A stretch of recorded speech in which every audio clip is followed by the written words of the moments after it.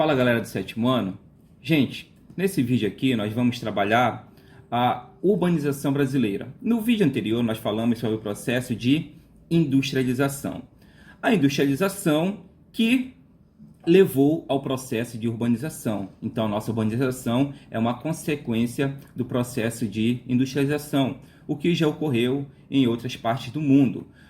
O sociólogo francês Henri Lefebvre diz que o processo de industrialização é o indutor do processo de urbanização.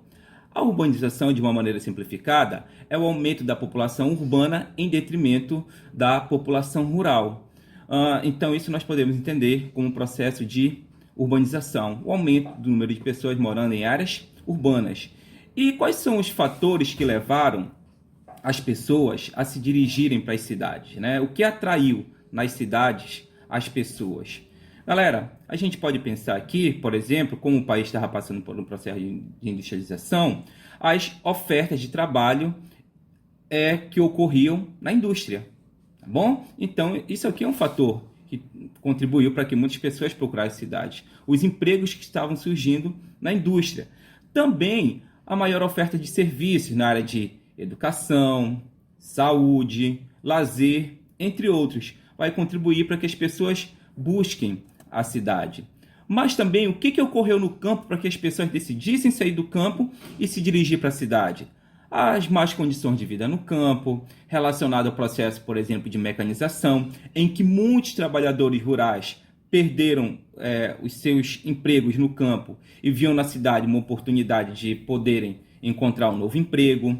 Também a própria concentração da terra, muitos trabalhadores não tendo a terra mais para trabalhar, não tendo terra, também se dirigiram para as cidades. Então, no próprio campo, nós vamos ter motivos que vão levar esse trabalhador rural a sair do espaço rural, a sair do campo e se dirigir para a cidade. Essa migração, esse movimento populacional que nós chamamos de êxodo rural, saída de trabalhadores do campo em direção às cidades. Então, esses são alguns fatores: concentração da terra, mecanização, más condições de vida no campo, são fatores, alguns fatores que vão levar o trabalhador a sair do campo e se dirigir para a cidade.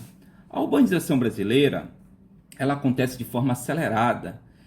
Entre 1940 e 50, a maioria da população brasileira morava no espaço rural. Já na década de 70, a gente tem já mais da metade da população brasileira morando em áreas urbanas. Então, nós tivemos uma urbanização acelerada e também sem planejamento, ok? Então, as pessoas, quando chegavam nas cidades, né, não conseguiam encontrar, por exemplo, emprego, aí iam trabalhar quando conseguiam em subempregos, que são consequências desse crescimento urbano acelerado e sem planejamento.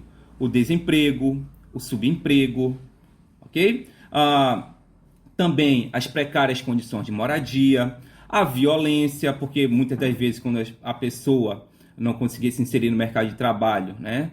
Então, a necessidade, muitas das vezes, levava muitas pessoas a ingressarem no mundo do crime. Então, o aumento da violência urbana tem a ver com esse crescimento urbano acelerado e sem planejamento. As precárias condições nas periferias relacionadas ao sistema de transporte, eletrificação, saneamento básico, enfim, né? Esses são alguns problemas sociais que são resultantes desse processo de urbanização que nós tivemos acelerado e sem planejamento, ok? Gente, uma outra questão relacionada à urbanização tem a ver com as cidades. As cidades, elas não são todas iguais. Existem as cidades maiores que exercem influência sobre cidades menores. A esse fenômeno nós chamamos de hierarquia urbana. No topo da hierarquia urbana existem as metrópoles. As metrópoles são cidades com grande população, que têm grande importância econômica, né? As metrópoles. Nós podemos falar das metrópoles dividindo elas em 3 grupos. Primeiramente, nós temos a grande metrópole nacional. Quem é a grande metrópole nacional? é a cidade de São Paulo, porque ela exerce influência não só dentro do território brasileiro, mas para além do território brasileiro. Por exemplo, na América Latina. Então, São Paulo, em razão de ser uma cidade que exerce influência em outras partes, inclusive do mundo, que nós falamos aqui da América Latina, é um exemplo de grande metrópole nacional. Ali nós temos sedes de grandes empresas, de multinacionais, encontros empresariais, enfim, gente. Então, São Paulo acaba se destacando como a grande metrópole nacional. Um pouco abaixo nós temos a metrópole nacional, ou as metrópoles nacionais. Quem são as metrópoles nacionais? Rio de Janeiro e Brasília. Rio de Janeiro e Brasília são chamados de metrópole nacional porque exercem influência dentro do território nacional, em todo o território nacional. Então, metrópoles nacionais. Um outro grupo de metrópoles são chamadas metrópoles regionais. Como o próprio nome indica, elas exercem influência dentro da sua região.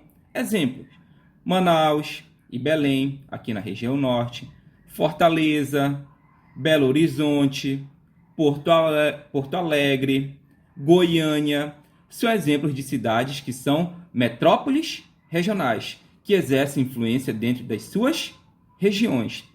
Depois das metrópoles, nós temos outro grupo chamado de capitais regionais. As capitais regionais exercem influência estadual, certo? Um outro grupo são os centros subregionais, que são cidades menores ainda, mas que exercem influência sobre cidades vizinhas. E nessa classificação, os centros de zona. Os centros de zona são cidades de pequeno porte. Ok, gente? É isso, gente.